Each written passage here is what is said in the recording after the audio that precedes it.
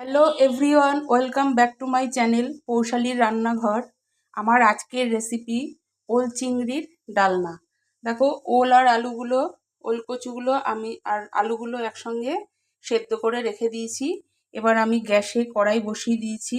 কড়াইটা আমার গরম হয়ে গেছে। কড়াইতে আমি তেল দিয়ে দিচ্ছি, সাদা তেল। এই সাদা তেল দিয়ে দিলাম। এবার আমি কি করব, ওল আর আলুগুলো একটু ভেজে নেব। সেদ্ধ করে রেখেছি ঠিকই, কিন্তু একটু ভেজে না নিলে ভালো লাগবে না খেতে। একটু ভেজে নেব। কড়াইতে তেলটা গরম হয়ে এসছে। এবার আমি ওল আর আলুটা ভেজে নেব। চিংড়ি মাছ ধুয়ে ম্যারিনেট করে রেখে দিয়েছি নুন হলুদ দিয়ে। এই দেখো, চিংড়ি মাছ ধুয়ে নুন হলুদ দিয়ে ম্যারিনেট করে রেখে দিয়েছি। এবার আলু আর ওলটা আমি ভেজে নিই লাল লাল করে। এই দেখো, ওল আর আলুগুলো আমি ভাজা ভাজা করে নিচ্ছি। কড়াইতে দিয়ে দিয়েছি। একটু লাল লাল করে ভাজা ভাজা করে নিয়ে তারপরে আমি পরবর্তী রান্না ফিরে আসছি। আর বন্ধু, তোমাদের সাথে আমি একটা কথা শেয়ার করতে চাই, যে আমি কদিন ধরে ভিডিও আপলোড করতে পারিনি, তোমাদের সাথে ভিডিওগুলো শেয়ার করতে পারিনি রান্নার। আমার পার্সোনাল কোনো কারণের জন্য আমি ভিডিওগুলো শেয়ার করতে পারিনি। আজ থেকে আবার সব ভিডিও এক এক করে তোমাদের কাছে আবার পৌঁছাবে। আমি সব আপলোড করবো আজ থেকে ভিডিও। এবার দেখো, এগুলো একটু ভাজা ভাজা হয়ে গেলে এবার নামিয়ে রেখে তারপরে পরবর্তী রান্না ফিরে আসছি। দেখো বন্ধুরা, ওলগুলো আমি একটু ভেজে নিচ্ছি বেশি লাল লাল করে। আলুগুলো আমি একটু তুলে রেখেছি খানিকটা ভেজে, কেন আলুগুলো একটু না নরম হয়ে গেছে। ওর জন্যে ওলের সঙ্গে একসঙ্গে ভাজলাম না, তাহলে বেশি গলে যাবে। ওই জন্য ওলগুলোকে আলাদা ভাজছি, আলুগুলোকে কিন্তু কিছুটা ভেজে তুলে রেখে দিয়েছি। এবার ওলগুলোকে লাল লাল করে ভেজে নিচ্ছি। লাল লাল করে ওলগুলোকে ভেজে নিই, তারপরে পরবর্তী রান্নায় ফিরে আসছি। এবার আমার এগুলো সব ভাজা হয়ে গেছে। এই দেখো, ওল ভাজা হয়ে গেছে, আলুও ভাজা হয়ে গেছে। এবার আমি কড়াইতে আর একটু তেল দিয়ে দেব। আর একটু তেল দিয়ে দিলাম। এবার আমি দেব ফোড়নে 2টো তেজপাতা, 1টা দারচিনি, 3টে লবঙ্গ আর 3টে এলাচ সব দিয়ে দিলাম। এগুলো সব ফোড়নে দিয়ে দিলাম। এবার একটুখানি এগুলো নাড়াচাড়া করে নিচ্ছি।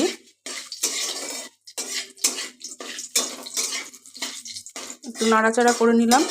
এবার আমি দিয়ে দিচ্ছি পেঁয়াজ কুচিয়ে রেখেছি, সেই পেঁয়াজ কুচোনোটা দিয়ে দিচ্ছি। তার সাথে 3টে গোটা লঙ্কা দিয়ে দিলাম। আমি যেহেতু ঝাল একটু বেশি খাই, ওই জন্য দিয়ে দিলাম এর সঙ্গে একসঙ্গে। এই পেঁয়াজটাকে এবার আমি লাল লাল করে ভাজা করে নেব। পেঁয়াজটাকে দিয়ে দিলাম, এবার লাল লাল করে ভাজা করে নেবো। গ্যাসটাকে আমি একটুখানি বাড়িয়ে নেব। এই যে বাড়িয়ে নিলাম গ্যাসটাকে।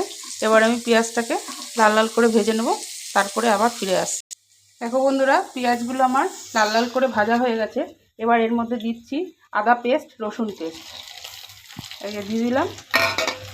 এবার দিচ্ছি টমেটো পেস্ট করে রেখেছি, সেটাও দিয়ে দিলাম। এবার ভালো করে মশলাটাকে কষিয়ে নেব। যতক্ষণ মশলার কাঁচা গন্ধ না যাবে ততক্ষণ মশলাটাকে কষিয়ে নিতে হবে। এই মশলাটাকে ভালো করে আমি কষিয়ে নিচ্ছি। এবার দেখো, মশলাটা খানিকক্ষণ কষিয়ে নিয়েছি, কাঁচা গন্ধটা চলে গেছে আদা রসুনের। এবার আমি দিয়ে দিচ্ছি কিছু গুঁড়ো মশলা, নুন, হলুদ, একটু টক দই, একটু টক দই দিয়ে দিলাম।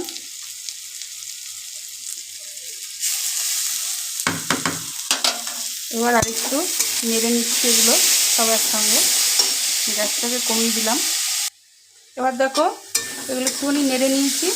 এবার দিচ্ছি কাঁচা লঙ্কা বাটা, যে কাঁচা লঙ্কা পেস্ট করে রেখেছি সেটা দিয়ে দিচ্ছি।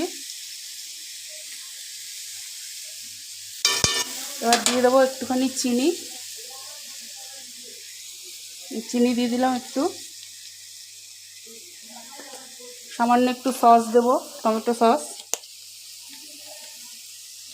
দিয়ে দিলাম। এবার আমি মশলাটাকে ভালো করে কষিয়ে নেব। মশলাটাকে ভালো করে কষিয়ে নেব। গ্যাসটাকে সামান্য একটু বাড়িয়ে দিলাম। এই দেখো মশলাটাকে ভালো করে কষিয়ে নেব। তারপরে আমি ওলগুলো দিয়ে দেবো। আগে ওলগুলো দিয়ে ভালো করে কষাবো, তারপরে সব শেষে আলুগুলো দেবো। আলুগুলো সবার পরে দেবো। আলুগুলো না আমার একটু সেদ্ধ হয়ে গেছে বেশি বন্ধুরা, যেন আলুগুলো সবার পরে দেবো। তোমরা কে কে এইভাবে রান্না করে ওল আলুর ডালনা খেয়েছো চিংড়ি মাছ দিয়ে, সেটা আমাকে কমেন্ট করে জানাবে। আচ্ছা, আমি চিংড়ি মাছগুলো দিয়ে দিচ্ছি এর মধ্যে। আগে দিয়ে দিলাম। এবার আমি ভালো করে চিংড়ি মাছগুলোকে এর সাথে কষিয়ে নিচ্ছি। ভালো করে এর সঙ্গে কষিয়ে নিচ্ছি চিংড়ি মাছগুলো। এবার দেখো চিংড়ি মাছগুলো দিয়ে মশলার সাথে একসঙ্গে কষানো হয়ে গেছে। এবার আমি ওলগুলো দিয়ে দিলাম। ওলগুলো দিয়ে এবার ভালো করে কষিয়ে নেব মশলার সাথে। ভালো করে মশলার সাথে কষিয়ে নেব। তারপরে আমি আলুগুলো দিয়ে দেবো। আলুগুলো দিয়ে একটু নাড়াচাড়া করে জল ঢেলে দেবো। আগে ওলগুলো ভালো করে কষিয়ে নিই মশলা। আচ্ছা, আমার ওল দিয়ে মশলার সাথে কষানো হয়ে গেছে। এবার আমি জলটা ঢেলে দিচ্ছি। ওলগুলো খানিক সেদ্ধ হয়ে যাক, তারপরে আমি আলুগুলো দিয়ে আবার ফোটাবো খানিকক্ষণ। কারণ আলুগুলো আমার না নরম হয়ে গেছে, ওর জন্য দিতে পারছি না একসঙ্গে, আমি অসুবিধা হয়ে যাচ্ছে। আর ওলগুলো দিয়ে জল দিয়ে দিলাম। এই দেখো এবার আমি কড়াইটা ঢেকে দেবো। আমার মতন এইভাবে কে কে এরকম করে রান্না করে খেয়েছো আমাকে কমেন্ট করে জানাও। নতুন বন্ধুদের অনুরোধ রইল চ্যানেলটিকে সাবস্ক্রাইব করার জন্যে, আর পাশে থাকা বেল আইকনটিকে প্রেস করার জন্যে, আর লাইক শেয়ার কমেন্ট করে দিও অবশ্যই। দেখতে থাকো। আমি কড়াইটাকে একটু ঢেকে দিই, ওলগুলো একটু ভালো করে সেদ্ধ হয়ে যাক, তারপরে আমি আলুগুলো দিচ্ছি। দেখো বন্ধুরা, আলুগুলো আমি এবার দিয়ে দিয়েছি ঝোলের মধ্যে। এই যে এবার খানিকক্ষণ ফুটে উঠলে, একটু মাখা মাখা হলে তখন আমি অফ করে গরম মশলা দেবো। এই দেখো ঝোলটা প্রায় হয়ে এসছে আমার। আর সামান্য একটু মাখা মাখা হলে আমি গ্যাসটাকে অফ করে দিয়ে তারপরে গরম মশলা দেবো। এবার দেখো ঝোলটা আমার হয়ে গেছে। দেখো মাখা মাখা হয়েছে। এবার আমি গ্যাসটাকে অফ করে দিচ্ছি।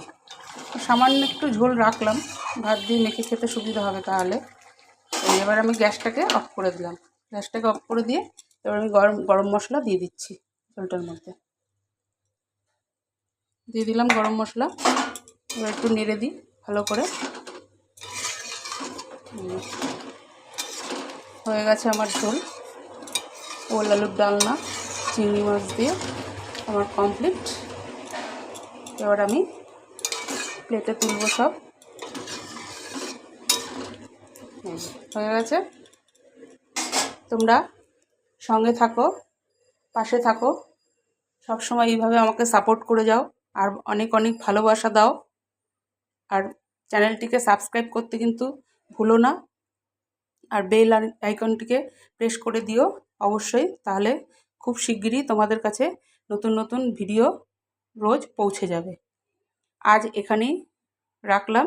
কাল আবার নতুন কোনো ভিডিওর সাথে দেখা হবে। টাটা।